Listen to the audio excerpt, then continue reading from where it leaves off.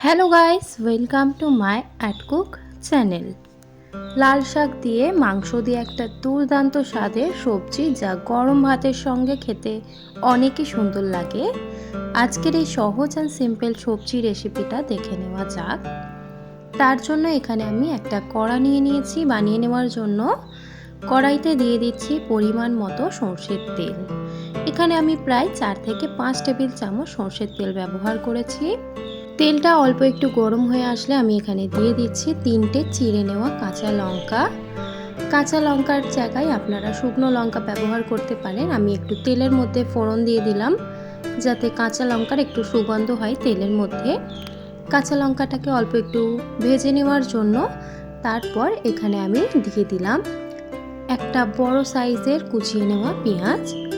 কাঁচা লঙ্কার সঙ্গে পেঁয়াজটাকে আমি ভেজে নিচ্ছি একটু লালচে ব্রাউন করে। আর তেলের পরিমাণ অল্প একটু বেশি রেখেছি আমি এখানে এই সবজিটা বানিয়ে নেওয়ার জন্য। এবার পেঁয়াজটাকে ভালোভাবে লালচে ব্রাউন করে ভেজে নেব, কালার এসে যাওয়া অবধি। অল্প একটু 2 থেকে 3 মিনিট পেঁয়াজটাকে নাড়াচাড়া করতে করতে তার মধ্যেই আমি দিয়ে দিচ্ছি এখানে একটা মিডিয়াম সাইজের কুচিয়ে নেওয়া টমেটো। চাইলে আপনারা টমেটো এখানে ব্যবহার বেশি করতে পারেন। এখানে আমি একটা মিডিয়াম সাইজের টমেটো দিয়েছি। আর টমেটোটাকেও এবার ভালোভাবে এই পেঁয়াজের সঙ্গে একটু ভেজে নেব, যাতে গলে যায় খুবই তাড়াতাড়ি। যেহেতু লাল শাক রান্না করব, তাই ভেজে নেওয়ার সময়তেই সব কিছু ভেজিটেবিলগুলো আমি দিয়ে দেব, কারণ লাল শাক রান্না করতে বেশি সময় লাগে না। তার কারণে এবার সমস্ত জিনিসগুলো আমি একটু লালচে ব্রাউন করে ভেজে নিচ্ছি গলে আসা পর্যন্ত। দেখুন এখানে আমি ভালোভাবে নাড়াচাড়া করে লালচে ব্রাউন পেঁয়াজটাকে অল্প একটু ভেজে নিয়েছি 50%। এবার আমি এর মধ্যে দিয়ে দিচ্ছি হলুদ গুঁড়ো হাফ চা চামচ পরিমাণে, ঝাল লঙ্কা গুঁড়ো হাফ চা চামচেরও কম পরিমাণে, কারণ কাঁচা লঙ্কা ব্যবহার করেছি এখানে আমি। আর এখানে আমি দিয়ে দিচ্ছি স্বাদ পরিমাণে নুন, দিয়ে দিচ্ছি এখানে আমি জিরে গুঁড়ো 1 চা চামচ পরিমাণে। আর চাইলে আপনারা শুধু আদা কুচি বা শুধু রসুন কুচি ব্যবহার করতে পারেন। আমি এখানে আদা রসুনের পেস্ট ব্যবহার করলাম। ব্যাস এই সমস্ত মশলাগুলো আমি এবার ভালোভাবে নাড়াচাড়া একটু কষিয়ে নেব, নাড়াচাড়া করে যাতে এই মশলা থেকে তেল বেরিয়ে আসে আর মশলার মধ্যে একটা স্বাদ হয়, তার কারণে অনেকটা নাড়াচাড়া করব। আর নাড়াচাড়া করার মধ্যে যদি আপনাদের জলের প্রয়োজন হয়, অবশ্যই জল দিয়ে দিয়ে একটু কষিয়ে নেবেন, যাতে পুড়ে না ধরে এই কারিটা।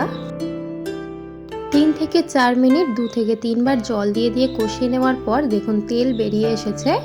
এই পর্যায়ে আমি এখানে কাঁচা মাংস দিয়ে দিলাম। আপনারা যে কোনো মাংস ব্যবহার করতে পারেন। মাংস দিয়ে দেওয়ার পর এবার আমি হাতা দিয়ে ভালোভাবে একটু কষিয়ে নিচ্ছি। অনেকটা সময় দিয়ে একটু আমি মাংসটাকে কষিয়ে নিয়েছি, যাতে মশলাটা মাংসর ভিতরে ভালোভাবে অবজর্ব হয়। দেখুন এখানে আমি জল দিয়ে দিয়ে মাংসটাকে কষিয়ে নিয়েছি। যদি জলের প্রয়োজন হয় অল্প অল্প দেবেন। আর কষিয়ে নেওয়ার পর দেখবেন মাংস থেকে তেল বেরিয়ে এসেছে, সেই পর্যায়ে আমি একটু মাংসটাকে সিদ্ধ করতে দেব। আর সিদ্ধ করার জন্য এখানে আমি দিয়ে দিলাম পরিমাণ মতো জল। জল দিয়ে ভালোভাবে এবার মাংসটাকে অ্যাডজাস্ট করে দিচ্ছি। এবার আমি ঢাকা দিয়ে প্রায় 3 থেকে 4-5 মিনিট জলটা কমে আসা পর্যন্ত একটু ফুটিয়ে নেব। 3 থেকে 4-5 মিনিট ঢাকা খোলার পর দেখুন কতটা সুন্দর মাংসটার মধ্যে থেকে তেল বেরিয়ে এসেছে আর সুন্দরভাবে কালারটাও বেরিয়ে এসেছে মশলার। এই পর্যায়ে আমি একটু নাড়াচাড়া করে দিচ্ছি, যাতে কড়াইটাই ধরে না যায়। এই মাংস কষাটা সুন্দরভাবে ছোট ছোট করে মাংস আমি কেটেছি, যাতে খুবই তাড়াতাড়ি একটু সিদ্ধ হয়ে যায়। তারপরে এখানে আমি একটা মিডিয়াম সাইজের এভাবে মাছের মতো কেটে নেওয়া আলু দিয়ে দিচ্ছি, যাতে খুবই তাড়াতাড়ি সিদ্ধ হয়। চাইলে আপনারা ঘুগনির মতো স্কোয়ার শেপে ছোট ছোট কেটে নিতে পারেন। এখানে সুন্দরভাবে এবার আলুটাকে দিয়েও আমি নাড়াচাড়া করে একটু কষিয়ে নিচ্ছি। যেহেতু আলুটা অনেকটা সরু কেটেছি, তাই মাংসের সাথে বেশি কষাবো না। আর কষাতে কষাতে দেখুন কতটা সুন্দর কালারটা বেরিয়ে এসেছে।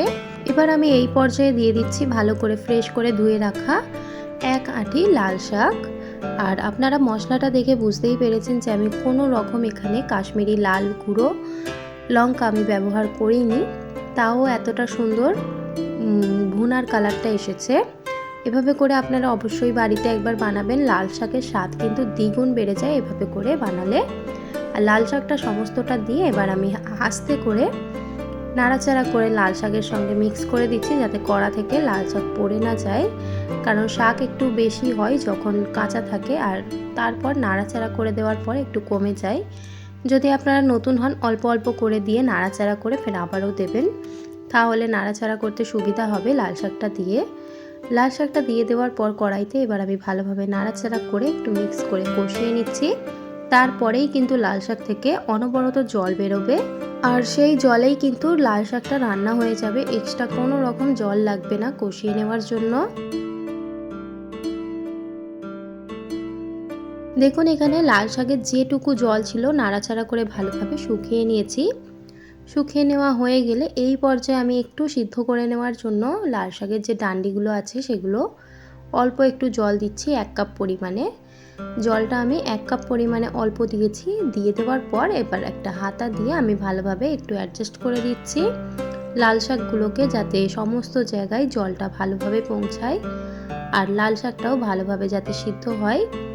এবার আমি ভালোভাবে নাড়াচাড়া করে অ্যাডজাস্ট করে দেওয়ার পর আমি প্রায় 10 থেকে 15 মিনিট এই লাল শাকটার ঝোলটা কমে আসা পর্যন্ত এটাকে ফুটিয়ে নেব।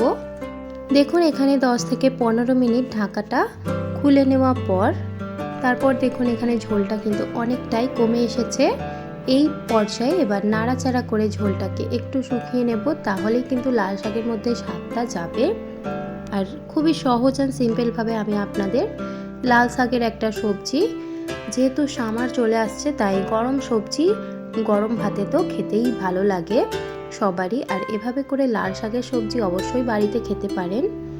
আজকের এই রেসিপিটা কেমন লাগলো আপনাদের অবশ্যই জানাবেন, আর এই রেসিপিটা আপনারা বাড়িতে একবার বানিয়ে আমাকে কমেন্ট সেকশানে এসে বলে যাবেন।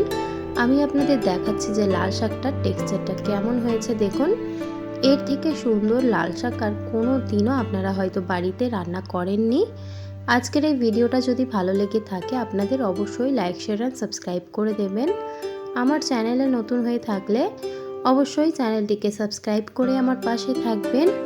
আপনারা দেখছেন আমার চ্যানেল অ্যাট কুক। আজকের এই ভিডিওটা দেখার জন্য আপনাদের অনেক অনেক ধন্যবাদ।